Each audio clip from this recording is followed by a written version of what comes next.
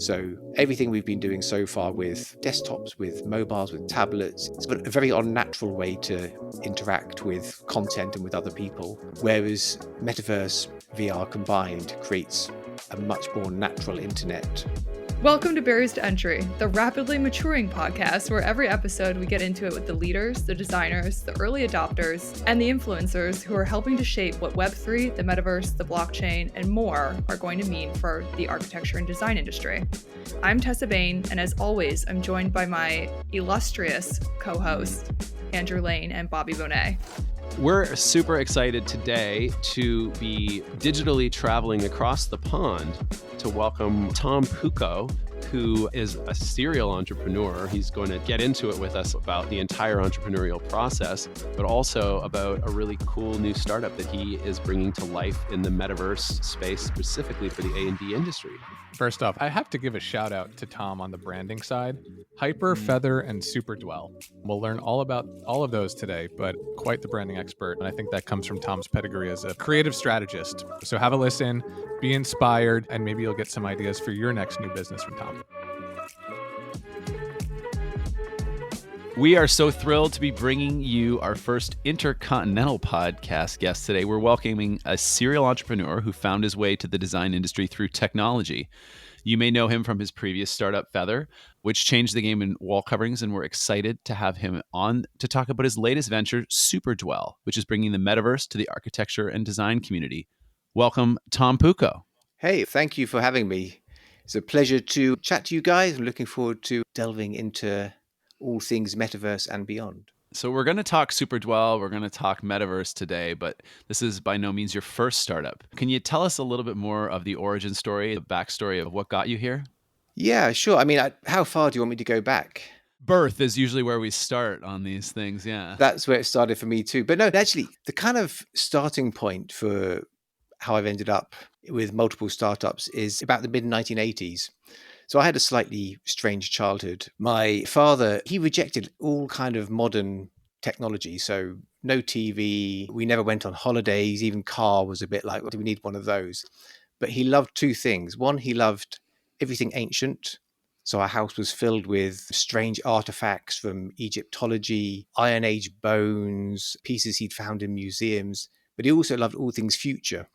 So even though he rejected things like television, he was really into computers early on. So we had amazing computers in the house in the mid-80s. And so from the mid-80s onwards, I was into this very tech-driven world, but also very connected to the context of that technology in the past. So often I was learning about how did computers first appear in kind of classical Greek times. And when it came to me starting my working career in the late 1990s, I found two things. First of all, I was the guy in the room who knew how to use computers. So people would have a presentation and they'd go, oh, we've just got this new projector. We were using OHPs. You remember OHPs? Those weird, like little slide things. Now we've got this projector. We don't know how it works. And I'd come in and I'd go to just put this bit in here. And they'd go, oh, man, it's genius. How do you know this stuff? And the second thing that happened is I found, because I hadn't grown up purely in like a tech world, but also with this kind of connection to a lot of history and old literature, I had a kind of a skill for explaining new technology to people in a way that made them feel very comfortable with it, not scared of it, and easy for them to onboard themselves and their companies. So after a couple of years of working, those two sides came together. I was working in marketing and advertising for various agencies in London. And I rolled out, first of all, a unit within a company. And then shortly after that, my first business rolled out, which was a digital marketing consultancy called Hyper. And our whole starting point and our kind of success came from our ability to talk to big international clients about technology in a way that didn't make them scared of it, didn't make them think that we were just going to charge them a whole lot of money to make something that was complex and they wouldn't know how to use. And you were evolved beyond slide projectors, I'm assuming, at this point. What were some of the problems that Hyper was helping people solve? This was early 2000s, in the very first iterations of internet business and internet marketing. One of the early kind of successes we had was with a chocolate company. I don't know if you're familiar with Cadbury's. Heard of them, yeah. So big. Yeah, no, big fan. Yeah, big chocolate company in the UK. They came to us with a new campaign they were doing, which didn't feature any chocolate at all, but featured a gorilla playing the drums to a Phil Collins tune.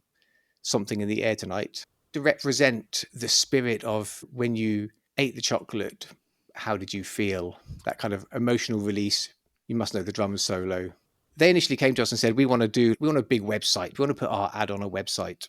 And we said, please don't build a website, because no one is going to come and look at your website. The first thing they're going to do is they're going to go online and they're going to start looking on all the video hosting sites. And so rather than building a website for them, we just cut a whole bunch of remixes of this drumming gorilla, along with different tracks other than Phil Collins. And as soon as the TV ad went out, people came online and they were looking straight on at the remixes. And out of that then spawned a remix culture, which made the whole TV ad a huge viral hit. So what a traditional web agency would have done, we'll build you a nice website, probably in Flash, if you remember. Yeah. It'll be slow. You'll get some hits. It'll cost you a lot of money. $250,000. Oh, yeah. And instead, for a pittance of budget compared to that, we basically built them a complete viral campaign from the ground up, grew with people actually generating the content and spinning out new versions of it for weeks and months afterwards. So I guess that was one of the early things we were doing, which was thinking about how do you use the internet in a way which thinks about the end customer rather than just thinking about what's the technology we have at hand, what's the tech stack that we can build, but actually how can we start with the end customer and think about how they're going to engage with the content. So tell us about how that led you to Feathr. Yeah, interesting journey, hey. This first company of mine, it grew pretty quickly. We started with 2 of us and we grew to 80 people within a few years. And quite remarkably, within 3 years, we'd actually sold the company. So we were approached by a global media group and sold the company in January 2008. And I don't know if you remember what happened in March 2008, but that was when the global financial crash kicked in. So we had great timing with signing, but our timing totally sucked with the earnout that followed. So it was a long and quite painful process to exit, but I got there in the end. But by the time I got to that exit point, I felt like I'd done my time in advertising and wanted to work in an industry where I could use my kind of background from technology and my understanding of customers, but in an industry where I could also be more involved in what I call real creativity. So people with craft skills, making beautiful things that end up having meaning in people's lives. It's one thing that advertising doesn't do, is really have a long-term meaning in people's lives. And one day I was actually with my partner, we were shopping for some products for our own house, looking for some wall coverings. And we were in a store with a sales guy who was taking us through a Cole & Sons book. I guess Cole & Sons, they're pretty big in UK, probably elsewhere. And he was turning over the leaves of the sample book going, don't get this one. Everyone's got it. Oh, no, not that one. Everyone's got that one. Oh, no, don't buy that one. Everyone's got that one. And we just looked at each other and thought there must be a better way to be buying wall coverings. And that was the moment we went, hang on, surely there's someone doing a really nimble online business, working with creatives in a kind of a threadless-esque model where you have kind of a big pool of artists who are generating unique designs. We went to look for it, didn't find it. And that was the moment we went, okay, that's going to be the new business that we start up. As you launched Feathr and as you were thinking about taking it to market, where does your brain sit at this point in your career between marketing and technology? A lot of the folks we're chatting with have different types of backgrounds, and design converges with technology. Or you have an entrepreneur who's interested in how they can leverage the Web3 space to improve their logistical operations or be smarter about how the design process works. And you're coming at it from a different angle in that your background prior to Feathr and prior to entering the design industry was as a creative marketer. And I'm wondering, maybe where that experience and the unique combination between marketing and your lifelong affinity for technology played into your ability to come up with the idea for Feathr and then grow it into a really exciting and interesting business. Yeah, it's a good question. I think there's probably a couple of things at play. I think, first of all, as both myself and my partner, we came into this as outsiders to interior design.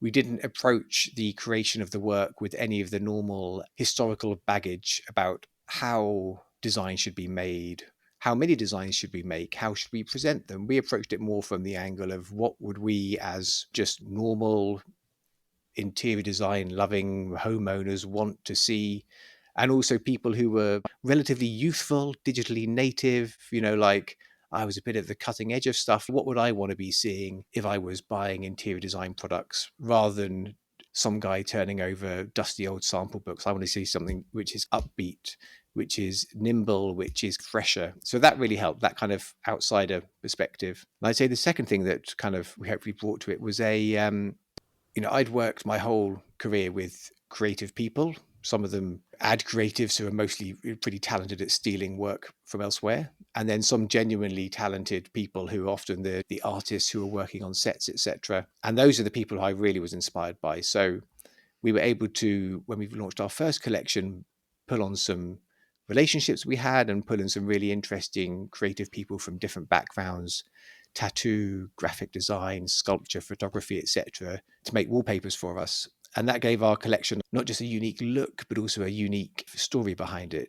One of my favorites was a guy we worked with, Luke Evans, who was a photographer. And he did a piece for us, which was this beautiful kind of marbled wallpaper. And people would look at, God, it's so beautiful. Tell me the story of how it was made. Is it a photograph of marble? How was it done? And I go, actually, no, this photographer took a microscopic slice of cow brain, so super thin slice, and then shot it under a high-res microscope.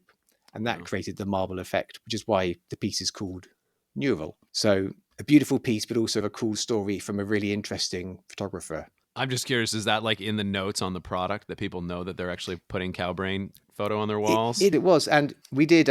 We actually had one retailer talk to us, say, some of my clients are vegans. I'm not sure this is going to work. Oh. But an important consideration. Yeah, you can't always keep every single person happy if you're trying to do something a little bit different. Well, that's cool. So you started in the technology and then you got into interior design and interior finishings and things like that. And then so now you're back into technology and into Web3. Can you take us through the process of how you started Superdwell and maybe introduce it to our listeners? So yeah, as an introduction, Superdwell is a community for interior designers and architects in the metaverse. Our kind of long-term vision is we want to make Superdwell the go-to place for high-end interior design products and architecture in the metaverse, both on the designer side and the product creator side, but also on the customer side. So if you're fitting out your home, working on a project, you need an inspiration, you go to Superdwell and you'll be able to access in beautiful 3-dimensional full surround experience the latest and most beautiful products. So that's the vision and that's what we're working on. But how we got there is rightly pointed out, Tessa, that Feathr is a little bit of a sideways journey out of technology. And that was partly intentional in that one of the big things that made me leave advertising was having kids. I basically didn't see my daughter for the first 2 years of her life because I was working super hard, those kind of London ad hours. And one intention of Feathr was to create a much more nimble lifestyle whereby I could see my kids grow up, hang out with them. Having done that now for a few years, I've realized that they basically totally had enough time from me, way too much probably. I was keeping an eye out for what's the next kind of technology opportunity that I can really lose myself in. And I was also expecting in terms of a tech cycle that there would be something coming along kind of at about now, because we had 10 years of desktop internet. We've had kind of 10 years of mobile. Nothing interesting has happened in mobile for quite a few years now. Feels like the moment was coming for there to be a new hardware platform. And I think now VR, metaverse combined are probably the hardware platform that will revolutionize the next 10 to 15 years when they finally get going, which we can talk about a bit later on, I'm sure. So kind of Superdwell was born from my interest in technology, keeping an eye on what's happening, plus experience within interior design, and then bringing that juxtaposition together and going, there is going to be a whole new world built, a virtual world at a scale way beyond anything that would happen within the real world. I think even something like Decentraland would be the size of Dubai was real. And that's being built from scratch. So a huge opportunity for interior design and architecture. And the hardware is just starting to get there now to make it possible. I'd love to get a little bit more into that process of inspiration. You're kind of trend watching, you have family considerations, but you also have these ideas. Like, what is the sauce, the mixture where that all comes together and it's a spark and you want it to proceed? What was it that made metaverse that thing? Yeah, there's two things there. I think one is I'm a great believer in the power of juxtaposition to generate new ideas. So you bring together the new and the old, different things, different concepts, different experiences, and that's the opportunity. That's the spark that will then generate a new opportunity. The second thing is, in terms of my personal interest in metaverse is, since I was a little nerd kid in the 1980s and then a bigger nerd kid in the 1990s and 2000s, the metaverse it's kind of the dream outcome of what an experience with technology should be. I did some work with Second Life in the early 2000s, had some clients working in there way too early, but it was fun to do it. So now fast forward sort of 15 years, it feels like now the software is there, the hardware is getting there, and the both creative and business and I think customer opportunity is way larger than it has been. And I think it all comes back to one thing with the metaverse, which is particularly with VR, which is about the spatial brain. So everything we've been doing so far with desktops, with mobiles, with tablets, it's got a very unnatural way to interact with content and with other people. Whereas metaverse VR combined creates a much more natural internet where you can actually engage with people as the human brain has developed to engage with people and products, which is basically in 3 dimensions, understanding the depth between you and a product and being able to engage with it, interact with it, talk to other people about it in a way which is created basically for our 3D real world brains. And you're feeling like the metaverse and this concept of virtual reality, for example, and building places in virtual reality, the opportunity is as great for folks who work in the architecture and design industry as much as anybody maybe aside from technologists. Yeah, I think that's very accurate. Everything we interact with on the normal 2D internet is basically built by developers. It's designed by experts. And that's still the case for the metaverse. But because it is an embodied internet, because it is 3-dimensional, the people who should be building it, who should be designing it, are the experts in understanding space and spatial interaction. And those people are architects. They train in it for years. So I think there's an incredible opportunity for whether it's architects or interior designers to actually be not just the people who use the metaverse as a marketing tool, but also the people who actually are there building it, designing it. And as part of that, opening up, I think, very new career opportunities for themselves, very new revenue opportunities, way beyond those which they might have in a traditional kind of real world architecture job. It's such an interesting long view. Like there's the potential that in 100 years or even 50, that we'll look back at kind of 1999 through 2020 as being the years where this UX thing flattened down to 2D for some reason, but we were 3D for millennia before this, and potentially the technology will take us back to 3D, and it was just a blip on the radar from a technology standpoint to get us there. Yeah, I think it's very easy when you're living in the middle of a technology revolution to believe that we've always just reached the end point. Oh, it's done now. Whew, that was a bit crazy, but it's over. But it's only just beginning. And I think where we are now is the equivalent of being in the kind of silent movies in the 20s. And there is a format of the media which has become the norm, which actually, with historical hindsight, is a bit of an outlier. Like, why would movies have to be silent? Why wouldn't they have sound? Why would people not talk like real life? And I totally agree that I think within 50 years, people will look back at this period now as being a bit like a kind of a silent movie period where we were just starting to understand how we could use the technology. There's a quote, Tom, that you've shared before, which is people struggle to extrapolate a future that's a little more than a jacked up present. We have calls with manufacturers all of the time where an anecdote will come up, which is, I don't get the metaverse and I'm not sure I'll ever put on a set of goggles, for example. And there's a lot of things you could unpack there in terms of their general understanding and familiarity with what somebody might mean about the metaverse and the common conception about what it means to enter virtual reality and what that takes. Furthermore, we had a chat with several designers on a LinkedIn Live session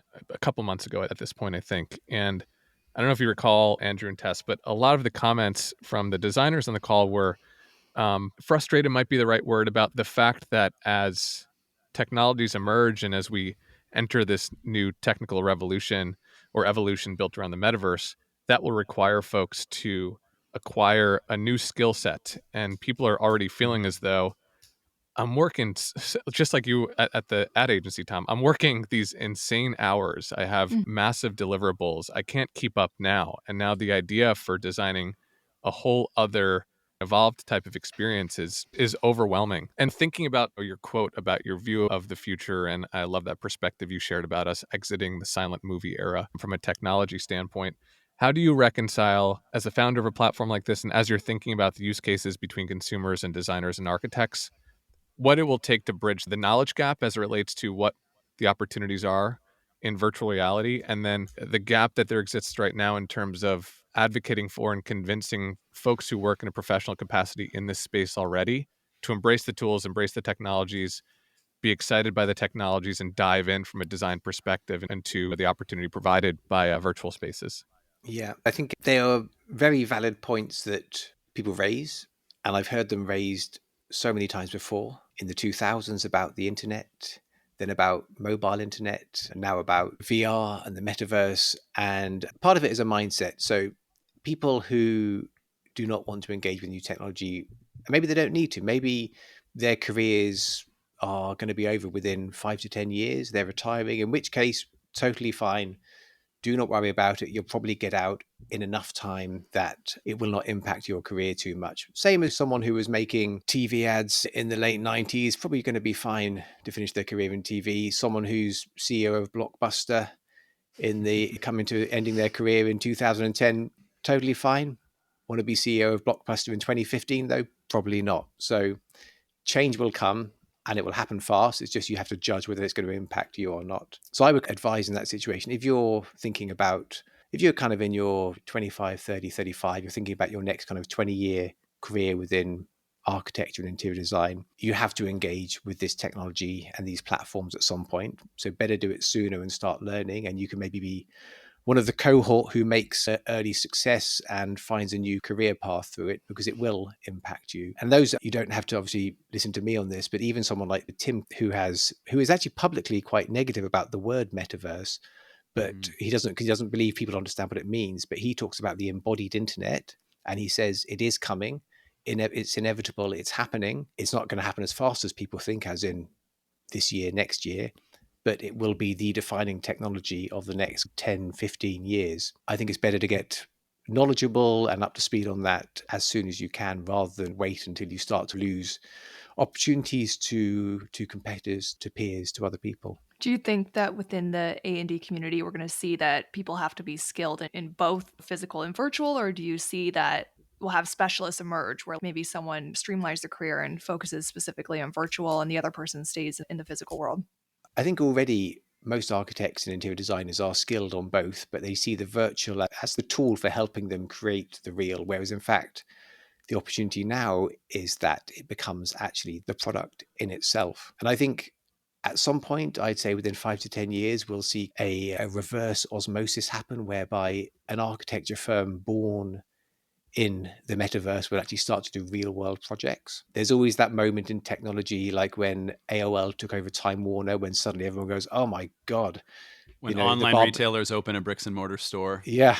The barbarians are at the gates of Rome kind of thing. But I think the real world, the physicality of the real world would always have a temptation, and it has a cachet to it. So I think even if a company was working in purely virtual spaces, they would want to we want to open our real world kind of space as well, to prove that we have even more breadth to our skills.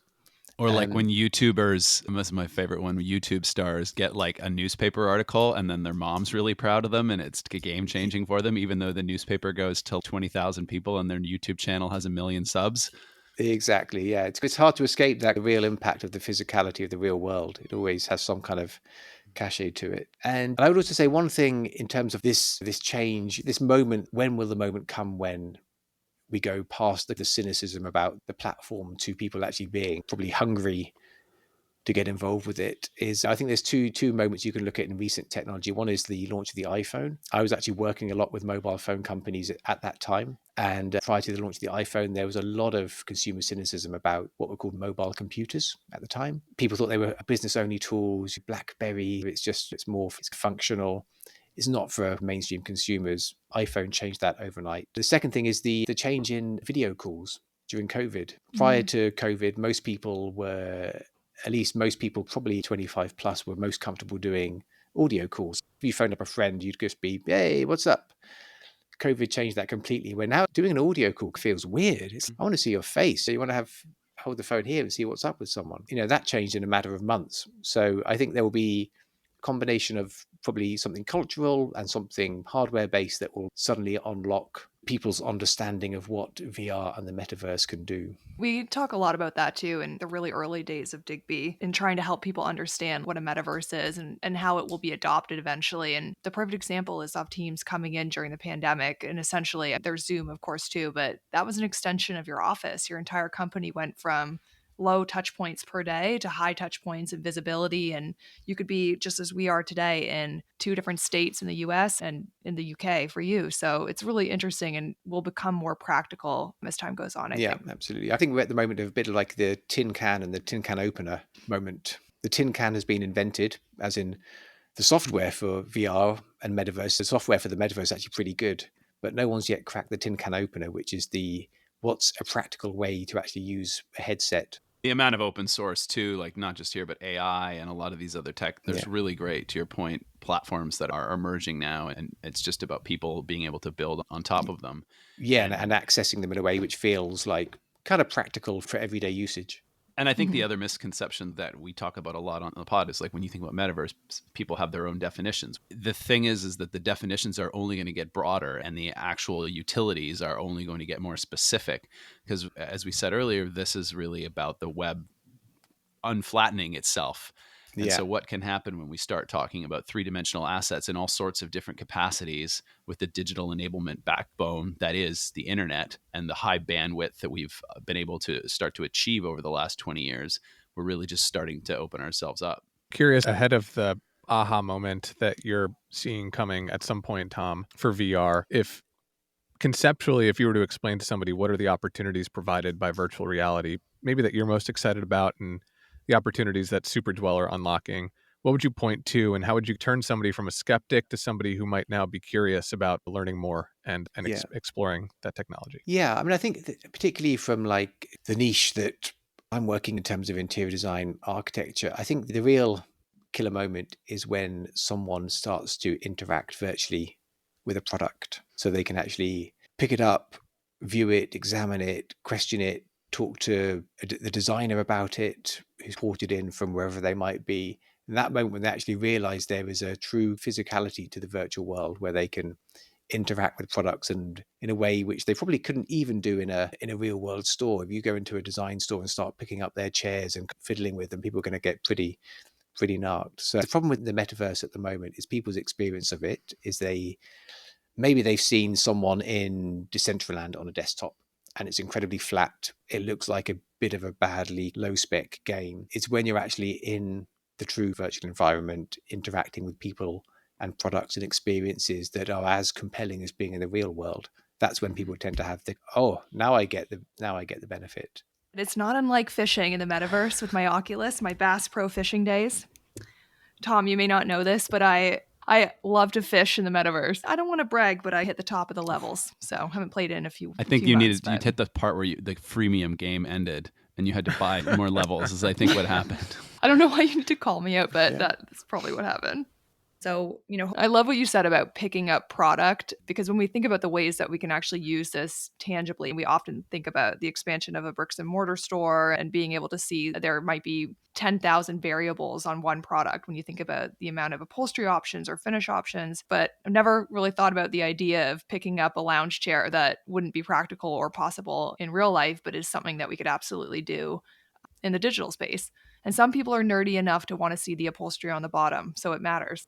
Yeah, and see how are the joints put together. And of course, we're talking now about the very rational usages of how do you interact with a product in the virtual worlds. But where I think it gets really exciting is once you start to develop new creative opportunities, such as what else could a piece of furniture do in virtual worlds, which it can't do in the real world. And even when you're thinking about purely virtual spaces, it's like, what is the role of a chair in the metaverse? Because there's no need to sit down. So what does a chair do there? Is it just purely an art piece?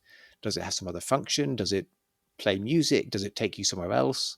Does it bring you a new kind of creative opportunity? We had a designer once describe that to us as an unchair who was trying to toy with the problem of what would an unchair do? It's such an interesting point of view. And to continue your analogy, we're also going to enter into these metaverse worlds where we will continue to have chairs and tables because they allow us to know that's where we're supposed to congregate, and they allow us to extend physical world social norms that make the process of getting over the cognitive hump a little bit easier. Yeah. So it's going to be really interesting to see all that flatten out and evolve. Absolutely, yeah. I think we're now at the stage that Apple were in the early days of the iPhone with this kind of skeuomorphic design, where they had the fake calendar, the ring binder, etc., to make people feel more comfortable with the fact they were now doing things virtually. I think we're now at the stage where people want to see replicates of the real world in the virtual world, but at some point that will probably start to fade and some new creative aesthetic will take over. Definitely. I think not an episode goes by for us that doesn't come up in conversation for us that we're early in this space. And so oftentimes people can find it challenging and lonely being really early to a space. And what I'm curious to know is, what do you feel are the ingredients that are going to bring more of the architecture and design profession into the Web3 and metaverse space? Yeah, I think it will be a hardware moment. I think the software is there already. I think the problem is, how do you access these experiences in a way that really makes them clearly beneficial? And I think the most likely moment will be Apple AR or mixed reality headset coming out and actually starting to be something that is seen with influencers and starts to get some traction. So that, I think, is happening this year, according to the latest updates I've seen. I think that could have a huge impact in terms of making the metaverse seem a bit cool, because one of the problems is that the company most famous for pushing it is just not a cool company. Meta, they're very rational and they don't have the same kind of followers as someone like Apple. So I think having Apple in the space will make a huge difference. And that could be the moment that actually starts to become like this is a thing you should have rather than a thing which you are more negative about. Little sting on Mark Zuckerberg there too. Sorry about that, Mark. So, Tom, I'm curious, following up on Tessa's question and plugging our own podcast, but there's some barriers to entry there that are keeping people away. And you think it's a hardware moment, but in the meantime, you have a business that's live, that's trying to create metaverse experiences for this industry. Yeah. What is it that you're doing to make it easier for people to get engaged? And how is it that you are pushing this early stage of your mission? Yeah. So we have our first clients now, actually. Our approach at this stage of the tech cycle is to be very hand-holding. So we are not creating open spaces which they then come and build in. We are basically building the spaces for them and helping them import their products and whatever experiences they want.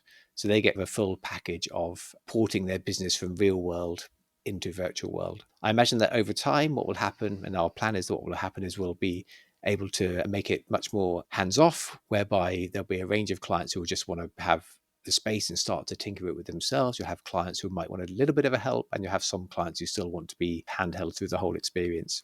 But right now, it's very much kind of a consultancy, handheld-led approach. Anything that you would say is like a notable early learning, or anything that's popping out for you as an opportunity or as an interesting area that you'll be exploring further? Yeah, I think the big learning has been detail is an issue, because if you're dealing with high-end architectural or interior design products, the customers come to you for the detail and for the finesse, for the finishes, for the way joints are beautifully put together without any sign of glue or screws. Recreating that kind of detail in virtual worlds is definitely a challenge, even down to the level of how do you recreate fabric textures and wood textures at a level which is going to be acceptable to high-end brands. So that's something we've been working on a lot, about how can you bake in those textures effectively. So are you working with predominantly manufacturers? Are you seeing furniture? Are you doing more residential homes? What is the target market for Superdwell? It is all of the above, to be broad about it. So we are working with architect firms, we're working with product manufacturers across the kind of spectrum of interior design. So from building scenes involving their full architectural models through creating experiences where you can spend time with a brand's products and their story and learn and experience what that company is standing for. Do you have a sense of who are the early adopters? I'm curious if you're seeing more early adopters as manufacturers or more residential designers or commercial designers. Are you seeing more of any one of those? I would actually love to say there's a pattern to it, but not yet. I would say younger companies are more interested. So younger, smaller companies, architects generally more instantly get the space because they work in 3D modeling day in, day out. Often product designers will do a bit of 3D modeling, but it's not their core focus. But really at the moment, it's down to, can you find individuals or companies, individuals within companies or companies themselves who are willing to take the leap into the space. As we're getting our footing in 2023 as much as we can, I'm wondering, as you look ahead to this calendar year, what would make for a successful and enriching year for Superdwell in terms of what you'd like to accomplish, whether it's on the development side or the adoption side or some combination thereof? Yeah, I think I won't talk about practicalities like number of clients, etc., who would like to have on board, but I think I would like to see clients using the spaces for product launches and events in ways that are really meaningful to them. At this first stage, people are quite tentative. They're like, okay, let's try this, see what happens. Do our customers engage with it? I'd like to see within a year it being a space where people go, you know what, we could actually launch our new product range here and reach a much wider audience than if we were doing it within, say, a trade show or physical space. Along those lines, those are a couple of the examples you mentioned are built around activations and maybe shorter term partnership ideas, an event, a product launch, et cetera.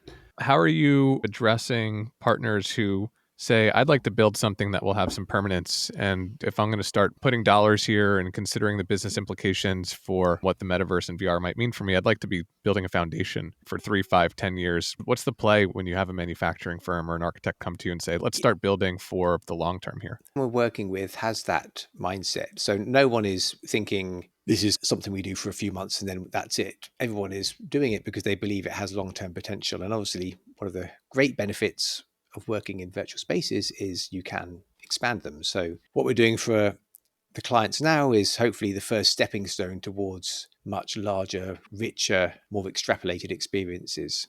But we see those stepping stones as necessary to learn how to use the spaces, to give the clients confidence to invest in them, and also to start to build up audiences for them as well. It's nice to hear that validation. That hype cycle that I think we had been in from a metaverse standpoint is fading. And we don't have people who are saying, just get me out there, get me the press release, and that people are really thinking about it thoughtfully and not rushing to be first. I think that's such a great moment to be at, where people are seeing the value and love the insight of younger firms coming to you as well, because I think that validates a lot of what we've been chatting about today too. Yeah, absolutely. I love working in this stuff. I love being involved in kind of new technology and just learning and discovering how it might affect people. And I hope to be doing it for, many decades to come yet. But I think about this new tranche of architects, designers, and customers coming through now who are in their kind of early mid-20s. There'll be home buyers, there'll be the architects within 5 to 10 years. They've grown up in a purely digital world. They've grown up in a world playing in virtual worlds already. So they're going to be really attuned to this space, and it will seem like a natural extension to them of what they do anyway. So I think being ready for that is absolutely vital. So Tom, I think as we wrap up today's episode, if you could share with our listeners a little bit about how to learn more about Superdwell, what they should keep an eye out for. And I guess if you have any amazing startup ideas that you'd like to share with the listeners for them to go ahead and take hold of, given your track record here, we'd love to hear those as well. And any of these that are property of the podcast, just before you speak, so you know.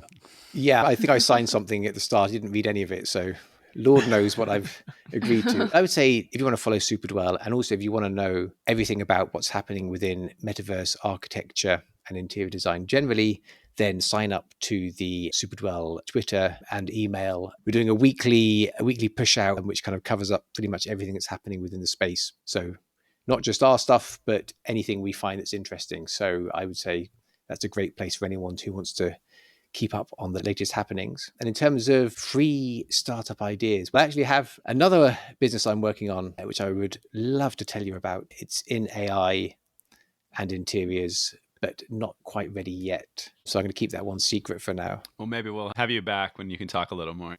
Want to bring us home? Real quick, if there's anything else you'd like to share on the Feathr front, because I know we touched on that earlier, and I'm sure our listeners would be interested in learning more about the business. Thanks. Yeah. I mean, the whole Feathr ethos is about working with creatives from all sorts of different creative backgrounds. So we've got tattooists, graffiti artists, photographers, sculptors, painters, and bringing their talents into wall coverings and fabrics, creating much more interesting and story-filled work than you might find from a traditional manufacturer. We have a really, I think, beautiful and extensive collection at feathr.com, shipped worldwide, free of charge, all made in France. So it's a beautiful, high quality, interesting product.